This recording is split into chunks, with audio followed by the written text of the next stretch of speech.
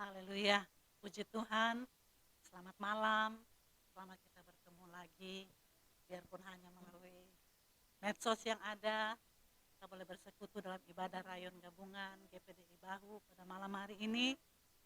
Biarlah apa yang kita lakukan boleh menyenangkan hati Tuhan. Kita akan mendengarkan firman Tuhan, tapi sebelumnya kita akan menyanyi dan berdoa. Seperti rusa yang haus, rindu akan firman, akan melakukan pujian. Haleluya. Tuhan.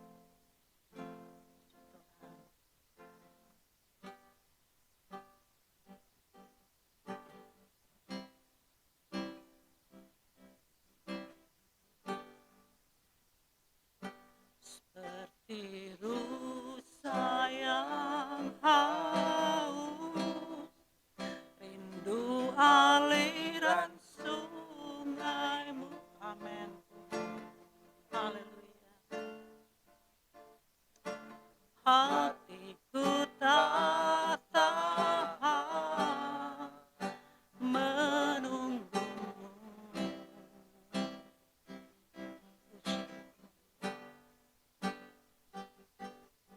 Bagai tanah gersang menanti datangnya hujan. Benar, rindu akan Engkau.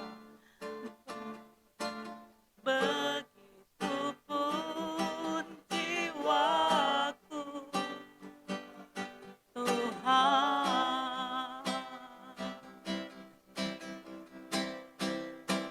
Hanya Engkau,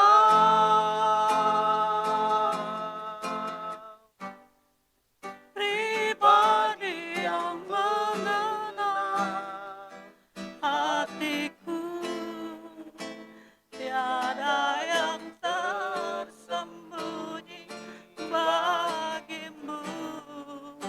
Suruh isi hatiku, kau tahu tanpaku.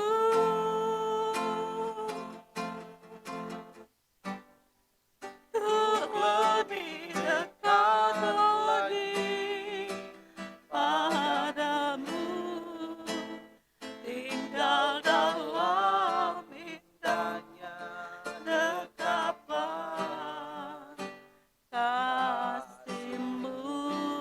Benar Tuhan, kami rindu bersekutu dengan Engkau, karena kami tahu hanya dekat Engkau kami beroleh ketenangan, keselamatan.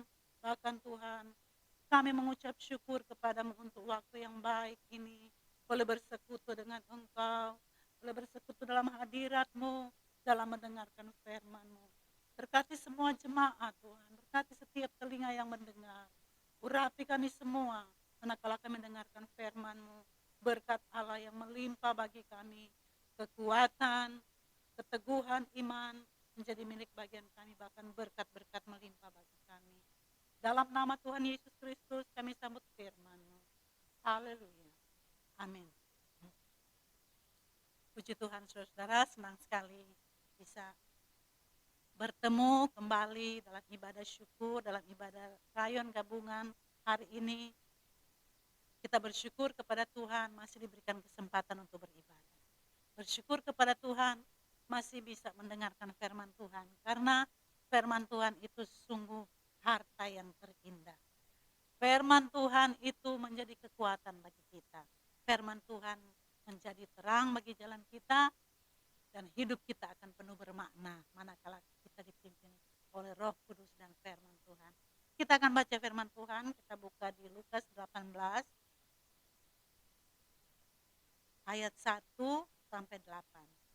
Lukas 18 mulai 1, saya akan bacakan dengan judul perumpamaan tentang hakim yang tak benar. Yesus mengatakan suatu perumpamaan kepada mereka untuk menegaskan bahwa mereka harus selalu berdoa dengan tidak jemu-jemu. Katanya, dalam sebuah kota ada seorang hakim yang tidak takut akan Allah dan tidak menghormati seorang pun. Dan di kota itu ada seorang janda yang selalu datang kepada hakim itu dan berkata, belalah aku terhadap lawanku. Beberapa waktu lamanya hakim itu menolak, tetapi kemudian ia berkata dalam hatinya, "Walaupun aku tidak takut akan Allah dan tidak menghormati seorang pun, namun karena janda ini menyusahkan aku, baiklah aku membenarkan dia, supaya jangan terus saja ia datang dan akhirnya menyerang aku." Kata Tuhan, "Camkanlah apa yang dikatakan hakim yang lalim itu. Tidakkah Allah akan membenarkan orang-orang pilihannya yang siang malam berseru kepadanya? Dan adakah ia mengulur-ngulur waktu sebelum menolong mereka? Aku berkata kepadamu, ia akan segera membenarkan mereka. Tetapi jika anak manusia itu datang, adakah ia mendapati iman di bumi?" Puji Tuhan, saudaraku. Saudaraku, ini perumpamaan yang diungkapkan Tuhan di hadapan murid-muridnya setelah Tuhan di ayat-ayat sebelumnya di pasal 17, Tuhan menceritakan, mengatakan bagaimana keadaan akhir zaman. Kemudian dia mengungkapkan perumpamaan ini. Banyak kali Tuhan Yesus mengungkapkan perumpamaan agar supaya lebih kena lagi, lebih lebih gampang lagi murid-murid atau yang mendengarkan firman Tuhan mengerti akan maksudnya. Saudaraku,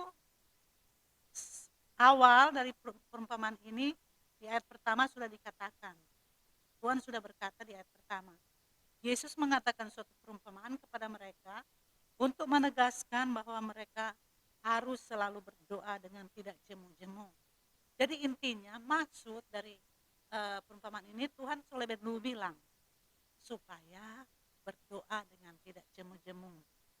Saudara, dan Yesus sertai dengan perumpamaan seorang hakim yang tidak takut Tuhan, tidak benar, bahkan hakim yang lalim dengan seorang janda. Saudara, kita tahu bersama bahwa pada bangsa Israel dahulu itu seorang janda itu biasanya identik dengan orang susah, orang miskin, orang tidak berdaya. Sedangkan hakim ini karakternya tidak takut Allah, tidak menghormati orang, benar-benar eh, orang yang benar-benar powerful untuk jabatannya itu. Saudaraku, dan Yesus mengungkapkan perumpamaan ini, janda ini datang kepada hakim itu supaya dia diberi keadilan, supaya ia dibela haknya. Ya, ayat 3, hakim itu dan berkata, "Belalah hakku terhadap lawan." Ya jelas dong, secara sepintas mana mungkin hakim itu mau bela. Kalau hakim masih baik-baik masih lumayan. Dia mau lihat seorang janda. Ini sudah hakim tidak takut Tuhan, berarti tidak ada kasih. Hakim tidak menghormati seorang pun, tidak ada kasih kepada Allah dan kepada manusia. Mana mungkin dia mau bela. Sedangkan janda ini adalah seorang janda yang mungkin pada waktu itu masyarakat yang terpinggirkan. Itulah sebabnya di ayat yang di ayat 4 dikatakan beberapa waktu lamanya hakim itu menolak. Jelas, karena manusia pasti tolak. Tetapi ulang-ulang Alkitab tidak menulis, tetapi hakim ini berkata, hakim ini berkata, walaupun aku tidak takut Allah dan tidak menghormati seorang pun, namun janda ini menyusahkan aku, baiklah aku membenarkan dia. Artinya ini janda itu terus menerus datang kepadanya. Akhirnya hakim ini menyerah. Dia membela janda itu. Saudaraku, dia bela janda ini bukan karena dia mengasihani. Dia bela karena dia memang hakim yang lalim, hakim yang tidak benar. Saudaraku, akhirnya janda itu dibela. Dengan kata lain, janda itu menang. Dijawablah segala permintaan janda ini. Kemudian ayat 6, Tuhan berkata, "Camkanlah apa yang dikatakan hakim yang lalu itu. Tidakkah Allah akan membenarkan orang-orang pilihannya yang siang malam berseru kepadanya? Dan adakah ia mengulur-ngulur waktu sebelum menolong mereka?" Saudara, sepintas mungkin kita berpikir, Oh, janda itu eh, seorang orang pilihan Tuhan, kemudian hakim itu Tuhan. Seperti itu. Tapi kalau kita baca di ayat 7, bukan seperti itu, Saudara. Maksudnya eh, tidak seperti itu sebenarnya. Karena di ayat 4 bilang begini, beberapa waktu lamanya hakim itu menolak. Sedangkan di ayat 7, tidakkah Allah akan membenarkan orang-orang pilihannya dan yang siang malam berseru kepadanya? Dan adakah ia mengulur-ngulur waktu sebelum menolong mereka? Beda jauh sekali hakim dengan Tuhan. Saudaraku, dengan kata lain di sini Tuhan kasih perumpamaan, bukan Tuhan seperti hakim itu. Justru berbanding jauh sekali, bertolak belakang sekali. Saudara, intinya begini, kan?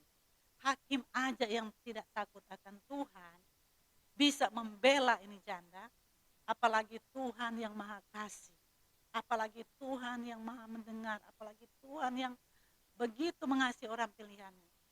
Dengan kata lain, saudara, di sini Tuhan menekankan bukan berapa banyak, bukan kuantitasnya orang-orang berseru-seru kepada, yang dimaksud dengan tidak jemu-jemu berdoa, ayat 1 ini, yang dimaksud oleh Tuhan bukan kuantitasnya, sering-sering berdoa. Karena kalau di King James Version, di ayat pertama itu,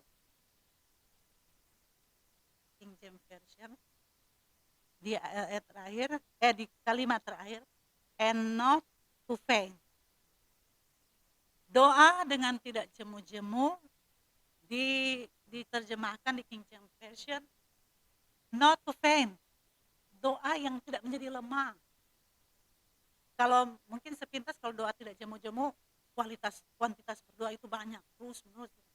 Tetapi kalau di King James Version, doa yang tidak menjadi lemah. Jadi dengan kata lain Tuhan mengemukakan perumpamaan ini, bagaimana supaya doa kita dijawab. Saudara-saudara, doa yang penuh dengan keteguhan hati, penuh dengan iman. Kenapa janda ini kejar terus ini hakim yang lalim? Karena dia tahu hakim ini bisa memenuhi keperluannya. Cuma hakim ini yang bisa, dia tidak bisa lari kepada siapa-siapa. Dia tidak bisa lari mungkin kepada raja, atau kepada imam, atau kepada siapa lagi, atau tetangganya. Dia hanya bisa minta tolong kepada hakim. Sekalipun dia tahu ini hakim tidak benar. Intinya di sini ada kekuatan, ada keteguhan, ada pengharapan yang teguh, yang kuat sekali. Janda ini datang memohon kepada hakim. Inilah yang dimaksud oleh Tuhan.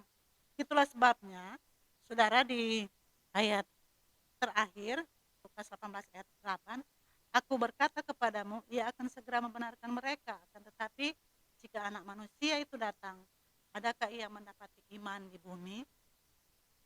Sebenarnya intinya di sini Tuhan Yesus mau katakan, berdoalah kepada Tuhan dengan iman, keteguhan hati, percaya sungguh bahwa Tuhan sanggup.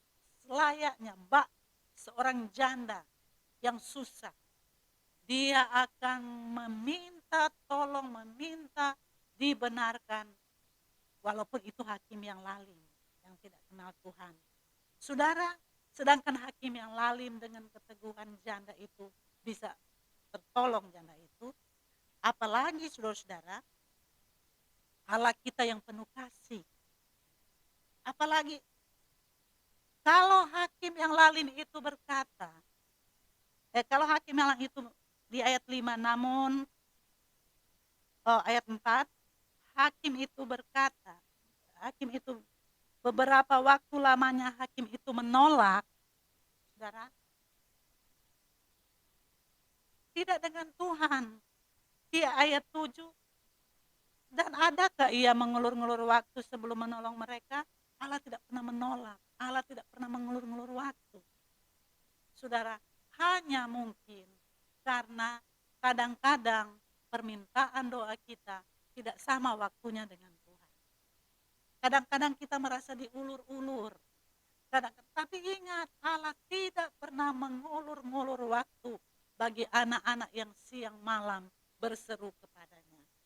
Kadang-kadang kita merasa belum dijawab. Bukan belum dijawab, bukan. Tetapi kadang-kadang waktunya Tuhan tidak sama dengan waktu kita. Dan kita tahu bersama, waktunya Tuhan lebih jauh, lebih baik dari waktunya kita. Saudaraku, yang Tuhan mau di kunci perumpamaan ini Tuhan bilang, adakah anak manusia akan mendapatkan iman di bumi? Inti yang Tuhan cari adalah iman. Iman yang bagaimana, yang percaya sungguh bahwa satu-satunya penolong kita adalah Allah.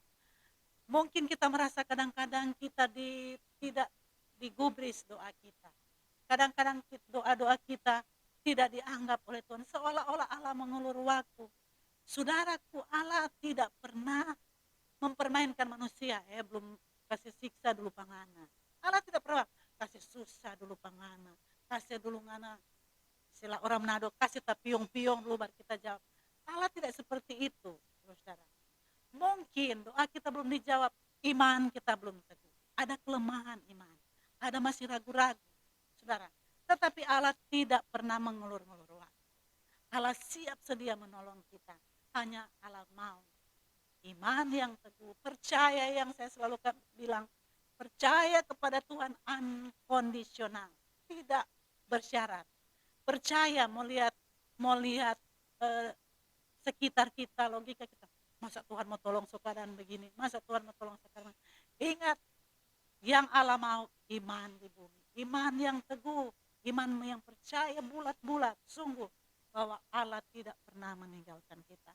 Bapa kita yang di sorga, Bapa yang tidak pernah tuli untuk mendengar segala seruan doa kita. Kalaupun belum dijawab, mungkin belum sesuai dengan keinginan Tuhan. Saya senang orang berdoa bilang begini, Tuhan, buka jalan yang engkau kehendaki, tutup jalan yang engkau tidak kehendaki. Itu perlu iman yang kuat, saudara. Kalau karena memang Tuhan tidak kehendaki, Tuhan tidak jawab. Nah, iman yang teguh itu yang Tuhan mau. Apapun jawaban Tuhan, tetap kita beriman. Tuhan tidak melupakan kita. Apapun jawaban Tuhan, tetap iman kita teguh. Tuhan tidak pernah meninggalkan kita sedetik pun. Tuhan tidak pernah mengulur-ngulurkan waktu. Dia akan selalu mengindahkan siang dan malam anak-anaknya berseru kepadanya. Mungkin secara kuantitas, saudara-saudara, mungkin tidak sepanjang hari kita berdoa penyembahan, mungkin tidak seperti itu. Tetapi yang dimaksud dengan doa di sini, relationship dengan Tuhan. Hubungan kita dengan Tuhan yang berkualitas. Hubungan yang penuh dengan total percaya. Manakala kita berdoa, saya rasa Tuhan mendengar. Kalaupun Tuhan belum dengar, itu bukan kehendak Tuhan. Kita amenkan. Kita tidak pernah bersungut, kita tidak pernah mengeluh, kita tidak pernah mencurigai Tuhan. Aduh, Tuhan marah. Aduh, Tuhan sunat sayang dan lain sebagainya. Saudara, Tuhan mau dia datang kembali, kita berimankan kepada Tuhan. Apa saja yang kita hadapi, kita alami. Ingat, Allah siap sedia membantu. Allah siap sedia mendengar. Allah siap sedia di pihak kita. Selalu saya katakan, kita akan lebih dari pemenang. Pemenang akan apa? Pemenang akan iman yang teguh. Dan iman yang teguh ini akan menuntun kita melakukan perkara-perkara yang berkenan kepada Tuhan. Di Yakobus 5 ayat 16 bagian B, doa orang yang benar dengan yakin didoakan sangat besar kuasanya. Doa orang benar, orang yang betul-betul menyenangkan hati Tuhan, hidup berkenan kepada Tuhan. Tugas kita cuma berkenan kepada Tuhan, melakukan kehendak Tuhan, berusaha menyenangkan Tuhan. Kalau berdoa besar siapnya. Doa orang benar. Kadang-kadang iman kita seolah-olah mantra. Ini harus iman, bukan iman seperti itu yang Tuhan kehendaki. Iman yang mengamenkan apa saja jawaban Tuhan, itu terbaik bagi kita. Dan hidup kita menjadi diperhitungkan Allah sebagai kebenaran dan kalau diperhitungkan kehidupan kita, kepercayaan kita, iman kita kepada Tuhan, diperhitungkan sebagai kebenaran di hadapan Tuhan. Saudaraku, apa saja yang kita perlukan, apa saja yang kita alami, Tuhan bersama dengan kita. Dia yang akan ganti berperang ganti kita. Dia yang akan selalu beserta dengan kita. Kita hanya menikmati penyertaannya, nikmati kuasa penyertaannya, nikmati kuasa damai sejahtera daripadanya, karena Allah di pihak kita. Haleluya, amin firman Tuhan. Menjadi berkat bagi kita semua. Sebelum kita berdoa untuk firman Tuhan, kita akan melakukan Engkau Tuhan yang setia, waktumu selalu yang terbaik. Satu-satunya yang kuandalkan hanyalah Tuhan.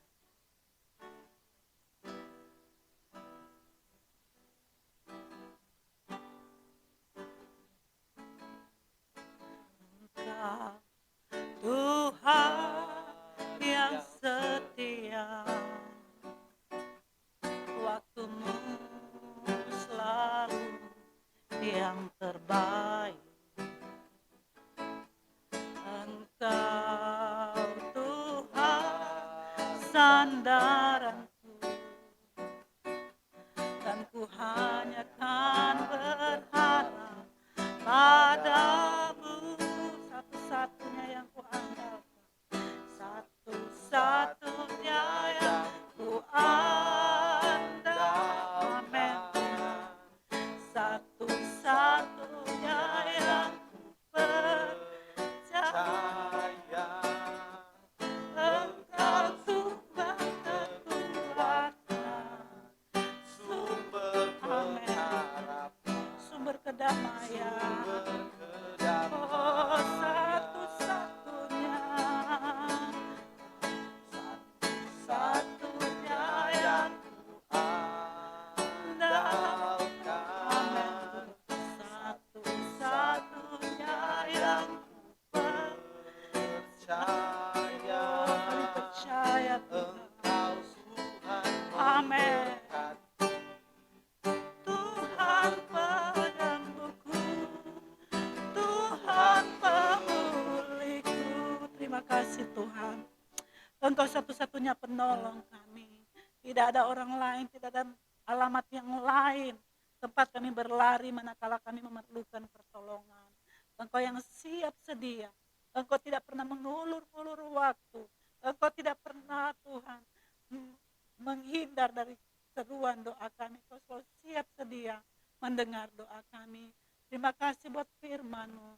Engkau begitu mengasihi kami, Engkau selalu ada di pihak kami, Engkau selalu mempedulikan kami.